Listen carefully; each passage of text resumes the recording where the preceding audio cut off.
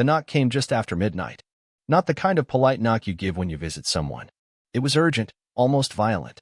I opened the door in my pajamas and saw two cops standing there with serious faces. "You own a black Escalade, sir?" the taller one asked. "Yeah," I replied slowly, the dread already rising up my spine like ice water. "It's been found abandoned on the side of I-87. No driver. The engine's still warm." I didn't need to ask where my wife was. I already knew. 3 hours earlier, I saw it. A notification on my phone. A bank alert. Our joint account had just been emptied. $12,642.39 gone in one transfer to a name I didn't recognize, travesty. At first, I thought it was fraud. I called Emily. No answer. Texted. Nothing. Called again. Voicemail. I felt it in my gut. That sick, slow-motion feeling like the air got sucked out of the room. I tried the tracking app I'd installed for safety, the one she never knew about. Our car was headed north. Past the city.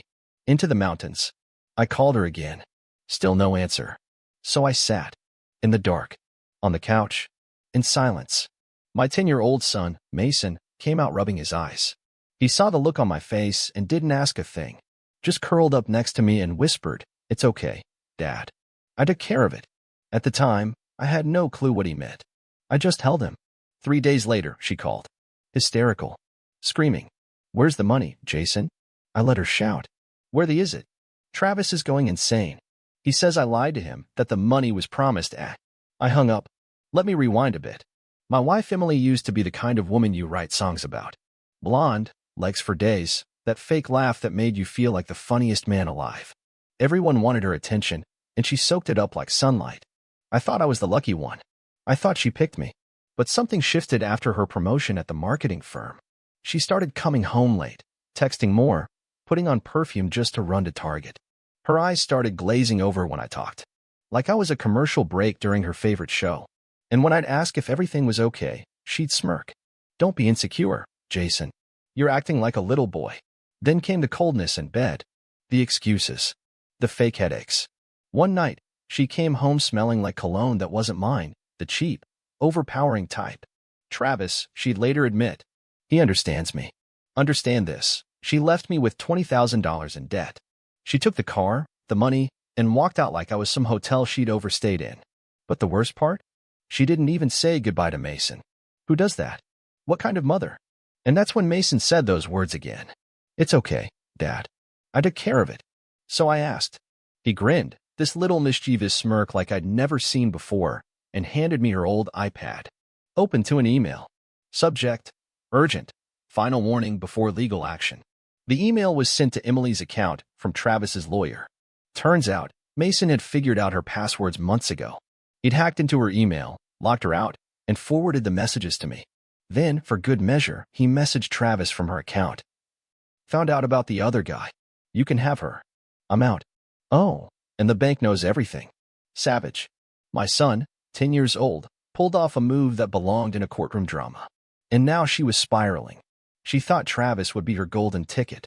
But when he realized she didn't have the cash she promised, that she lied about our finances, and probably everything else, he dumped her. Left her stranded. Probably took his car back too. Emily thought she was climbing the ladder. Turns out, she just jumped off the roof. But me? I was done playing nice. Because this wasn't over. 3 days after her meltdown call, I finally tracked her down. A friend of mine, Nate, former Marine turned private investigator, owed me a favor. I gave him the details: Travis, the car, the route, her habits. 24 hours later, he texted me an address to a cheap motel just outside Albany. Room 213. I stood in that parking lot longer than I should have, staring at the flickering neon sign like it had answers. I didn't come to talk. I didn't come to plead. I came to look her in the eyes and see if she'd finally admit it. I knocked. Nothing. I knocked again, louder. "Emily." Opened the door. Inside, I heard the sound of rushed movement, drawers slamming, something falling to the ground, and then finally, the door cracked open. She looked like hell. Hair messy, mascara smeared, wearing one of my hoodies. "Oh," she said flatly, like I was the inconvenience. "Mind explaining why the hell our son knows more about your mess than I do?" She laughed, actually laughed, and stepped aside like I was some delivery guy she had no time for. "Come in, Jason. Let's do this." I walked in, And it hit me immediately: cologne, whiskey, and that sour after-stench of cheap motel sheets and betrayal. Her suitcase was half open on the bed, stuffed with wrinkled clothes. A bottle of vodka lay tipped over on the nightstand. Empty. There were 2 glasses. I looked at her. She didn't flinch. "You ran off with a guy named Travis, left me and Mason with $20,000 in debt, drained the bank account, and now you're hiding out in this dump?" "Don't be dramatic," she snapped. "Travis said he'd handle the debt. That was the deal." "Oh, so now you're making deals with strangers behind my back? Great. That's some real marriage material right there." She rolled her eyes and lit a cigarette and sighed. Something she knew I hated. "You never got it, Jason. You were boring. Predictable. Same routine every day. Travis? He made me feel alive." "Yeah? And where is he now?" Her hand froze. Just for a second. Then she shrugged. "He'll come back." I laughed bitterly. "He's not coming back, Em. You promised him money you didn't have. He's done. You're just now realizing you backed the wrong horse." She glared at me like I'd just slapped her. "You think you're better than me? You think sitting in your little office job, wearing the same suit every week, makes you a man?" Travis saw potential in me. "No," I said slowly. "Travis saw an easy target. And so did I." I turned to leave. I didn't want her excuses. I didn't want her pain. I wanted distance from her, her chaos, her lies. But just as I reached the door, she shouted after me, "Mason's not as innocent as you think." I stopped. "What did you say?" She smirked, that cruel smirk she used when she knew she was twisting the knife. "Your perfect little boy? He's manipulative. Just like you. Always watching, always quiet. You don't think it's weird how he figured out my passwords?" I took a deep breath. I wasn't going to let her poison even him. "Don't talk about Mason. You lost the right the moment you walked out." She flicked ashes on the floor and said the last thing I ever expected. "Then maybe I should tell you what he sent Travis before he disappeared." My blood ran cold. "What did he send?" She just smiled and picked up her phone. "I guess you'll find out soon enough." I left before I did something I'd regret. I slammed the door behind me so hard the walls shook. I could hear her laughing through it. Mocking. Like she wanted me broken. But something had changed in me. This wasn't just about betrayal anymore. It wasn't about the money, the car, or even the lies. It was about Mason. And if she'd done something to drag him into her twisted drama, I'd burn every bridge she ever thought she had. 3 days after that motel showdown, a small brown package appeared on my doorstep. No return address. Just my name, written in jagged black marker like someone had done it in a hurry. I stood there for a moment, just staring at it. I knew who sent it. I brought it inside, set it on the kitchen table, and called Mason in from his room. "Did you order something?" I asked. He shook his head, his messy hair flopping to one side. "Nope. But I saw someone drop it off. Tall guy. Beanie." Didn't ring the bell. I opened it slowly. Inside, wrapped in paper towel, was a flash drive. And a note. "You should know who she really is before you keep playing the good guy. Don't say I didn't warn you." No signature. No name. I looked at Mason. "Go back to your room, buddy. I'll call you for dinner." He nodded, still chewing on a granola bar, and disappeared. I plugged the flash drive into my laptop. A folder popped open. Emily, private. Inside were 6 video files, all timestamped over the past 3 months. I clicked on the first one. It was a recording from inside our house. Our living room. She was on the phone, laughing, lounging on the couch with a glass of wine in one hand and wearing my hoodie, the same one she wore in the motel. No, baby, he has no idea. He still thinks I'm just stressed from work. "It's too easy," she purred into the phone. I felt my stomach twist. "Yeah, I told him we might need to refinance the house. Poor guy's already checking loan options. He's so desperate to make me happy. I almost feel bad." She sipped wine, smiled. "Almost." I clicked the next file.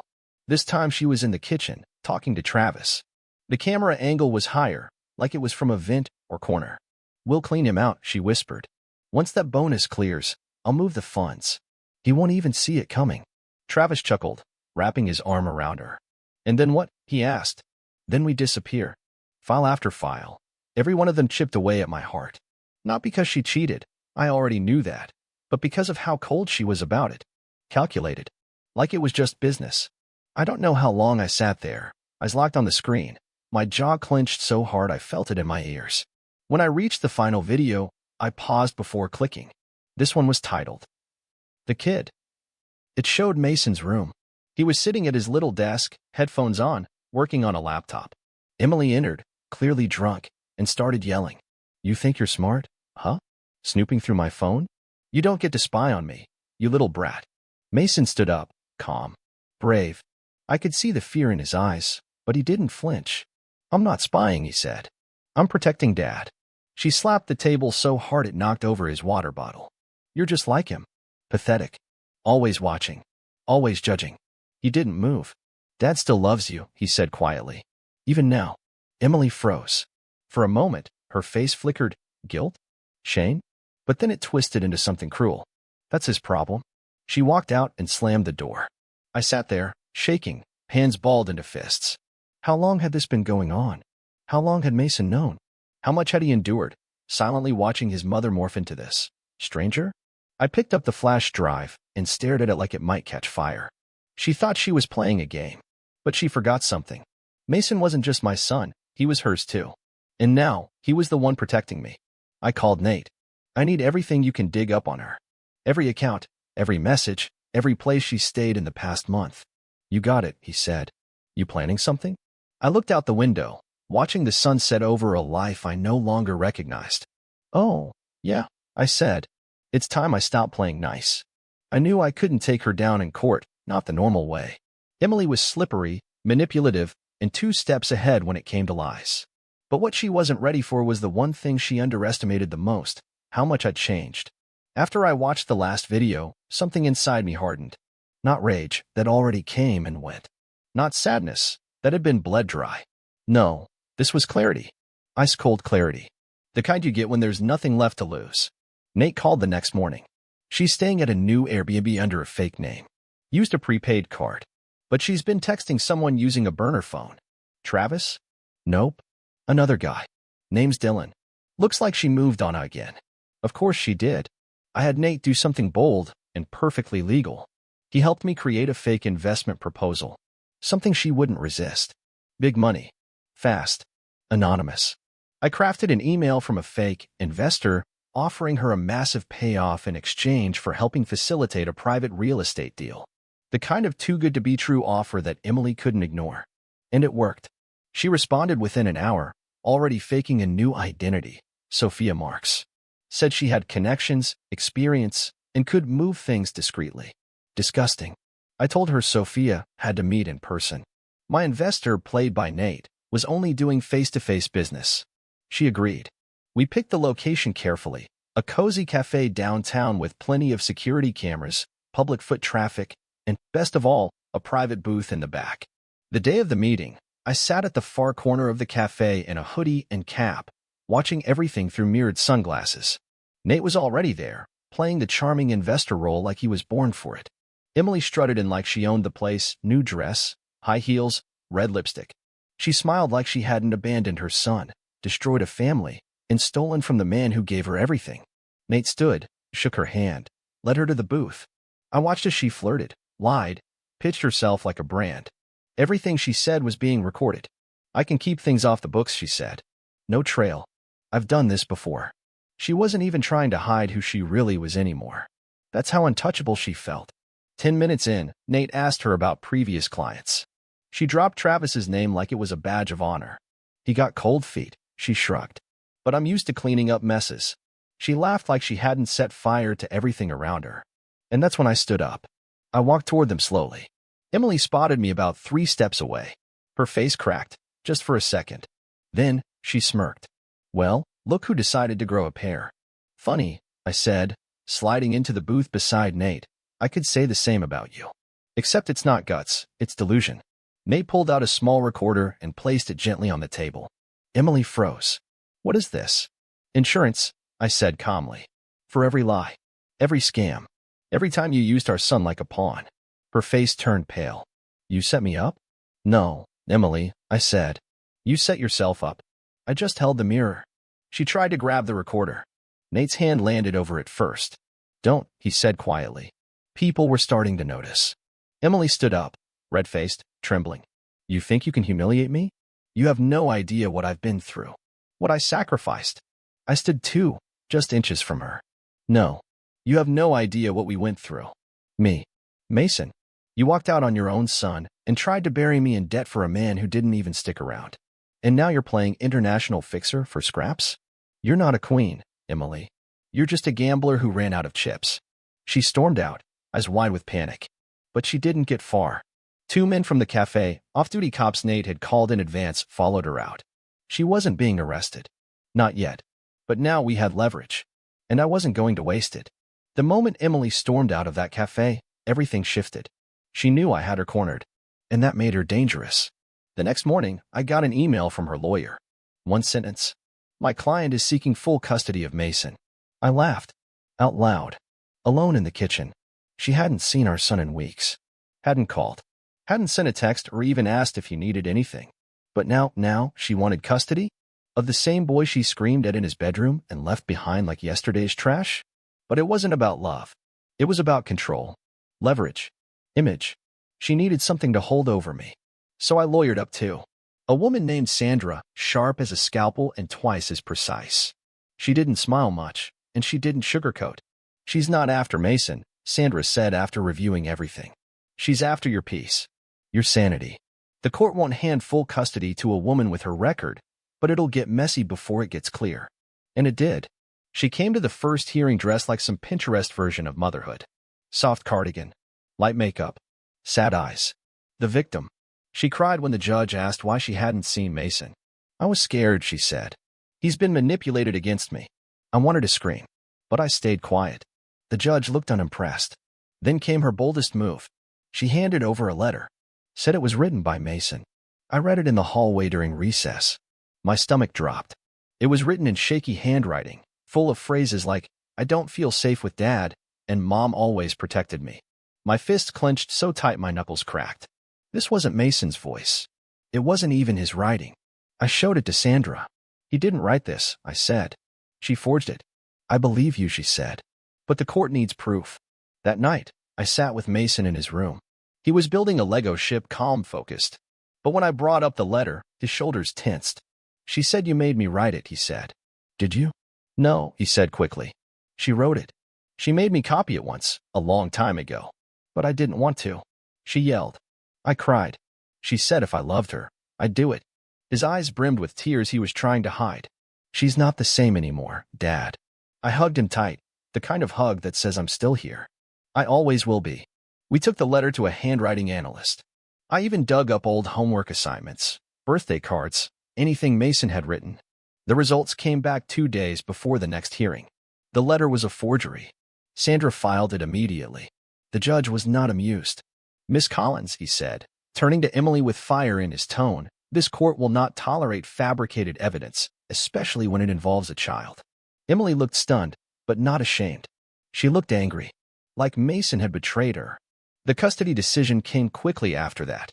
I got full legal and physical custody. Emily was granted supervised visitation, pending a psychological evaluation. As we left the courtroom, she followed behind me, heels clicking like a warning shot. You think you've won, Jason, she hissed. This isn't over. I turned around, calm. No, Emily. You lost. You lost the one thing that ever mattered. She looked past me, at Mason. He was holding my hand, looking at her like she was a stranger. And maybe now, finally, he saw what I had tried not to. That sometimes, the person you love is the very one who burns the house down.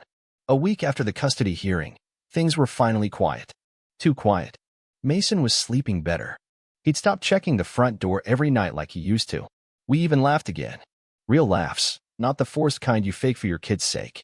For the first time in months, it felt like the storm had passed. But then, late one night, Nate called. You sitting down? Do I need to be? He chuckled. Remember how I told you I had someone checking her financials? Yeah. Well, turns out she's been a busy little liar. He sent over a document, a full report on a hidden bank account Emily had under the name E. Marks. Same alias she used in the fake investor deal we baited her with. The account had been active for over 6 months, and it had nearly $48,000 in it. I blinked at the screen. Where the hell did she get 48 grand? That's the best part, Nate said. She didn't earn it. She collected it. He sent over a list of deposits. The first few names were unfamiliar. Small amounts. A couple hundred here, a few thousand there. All men. Some of them from out of state. Then the amounts started climbing. And the names started repeating. And one name, one in particular, showed up more than any other. Dylan G. I knew that name. She had been texting him from the Airbnb. I thought he was just another fling, another Travis. But Dylan wasn't a fling. He was a mark. She was running cons, fake consulting gigs, emotional manipulation, even a phony medical emergency story. In one email, she told Dylan she needed $10,000 for an urgent surgery Mason supposedly needed. I almost smashed my laptop. She used my son's name for money. Disgust doesn't even begin to describe what I felt. The worst part? Dylan believed her. His messages were attached to the wire transfers. Long, heartfelt paragraphs filled with concern and love. He thought he was saving a sick child, helping a struggling mother. She scanned him like it was nothing. I called Nate. Can you track this guy down? I already did, he said. He's in Virginia. Mid-30s. Software engineer. Divorced. Apparently met Emily on some private dating app. I didn't even need to guess which photo she used. Probably the one from our anniversary trip, the one where she wore that white sundress and pretended life was perfect. I need to talk to him, I said. You sure that's a good idea? I'm not going to hurt him, I replied. He deserves the truth. 3 days later, I stood in front of Dylan's modest apartment building. My heart thudded with every step up the stairs. I didn't know how he'd react. All I had was a flash drive, Nate's report, and a sinking feeling that I was about to ruin someone's illusion, just like mine had been ruined. He opened the door cautiously. Can I help you? You don't know me, I said. But I think you know Emily Collins. His face paled instantly. We sat in his living room for 2 hours. I showed him the evidence. The emails. The account. The lies. He didn't speak for the first 20 minutes. When he did, it was a whisper. She told me your son was dying. I know. She said you abandoned them. I didn't. Tears welled up in his eyes. Not for her, for himself. For the shame of believing her. For every dollar he'd sent in blind faith. Thank you, he finally said, for telling me. As I left, he handed me something, a printed message Emily had sent just days before we met at the cafe. Once I get full custody, I'll be set. His kid is the ticket. He'll fold. She was using Mason as a pawn in a long con. Even now, this wasn't just betrayal anymore. This was warfare. The plan was simple. Take the flash drive, the forged letter, the bank records, and the messages to the authorities. Let the law handle it. Let justice do what it was designed to do. But Emily never played by the rules. And she sure as hell wasn't going to let me win cleanly. I called Sandra and Nate into my kitchen. We went over everything, how we'd present it, which department would take the fraud angle, and how to push for full legal consequences, not just family court sanctions. Sandra wanted to go slow. Nate wanted to hit hard. Me? I just wanted it to be over. But that night, just as I was preparing everything into a neat folder to deliver to the DA's office in the morning, Nate's phone buzzed. He looked at it. His expression changed. Don't freak out, he said slowly. But Emily just checked into a medical center in New Jersey under emergency psych hold. I blinked. What? She showed up in a hospital parking lot, screaming about being followed. Said her ex-husband and multiple lovers were trying to kill her. Security thought she was high. She wasn't. Clean talk screen. She's faking. That's what I thought too. But get this, before she got there, someone tried to break into her Airbnb. Lock was smashed. No sign of her inside. They think she ran straight from there to the hospital barefoot. That shut me up. This wasn't her playbook. This was fear. Real fear. I called the hospital. They wouldn't let me speak to her. Said she was on a 72-hour hold under observation. No visitors, no exceptions.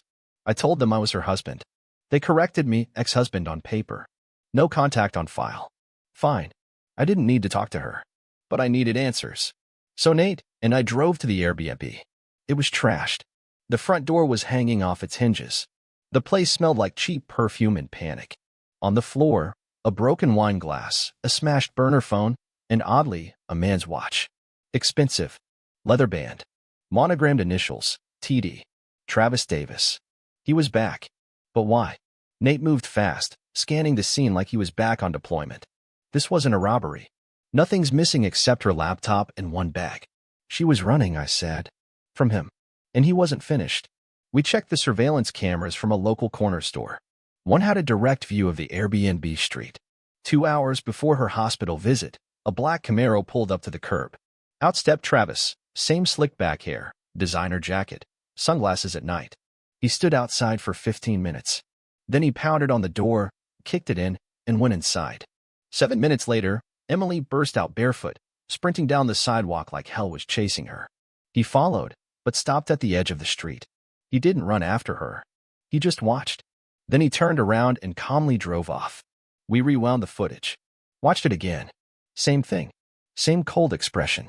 Same refusal to chase. What the hell is this? I muttered. Nate zoomed in on the license plate. This guy's got problems. I thought he left her months ago. Maybe he did. But clearly, unfinished business. Back at my house, I found something else in my mailbox. No return address. Just a white envelope. Inside was a photo. It was Emily, asleep in a bed I didn't recognize. Alone. Peaceful. Vulnerable. On the back of the photo, one sentence. You think she's the only one who lied? No signature. No name. The picture wasn't a threat. It was a message. A whisper in the dark. Something darker was happening beneath all of this. Something beyond Emily's petty cons. And now, I wasn't sure who the real villain was. I didn't sleep that night. The photo haunted me.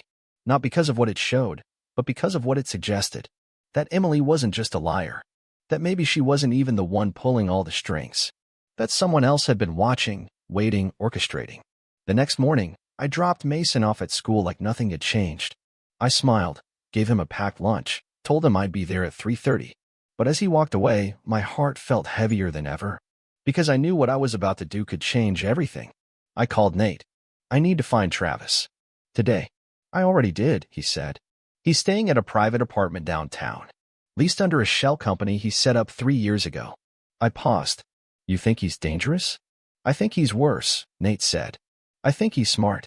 2 hours later, I was standing outside an upscale apartment complex, buzzed in by a front desk guy Nate had already talked to.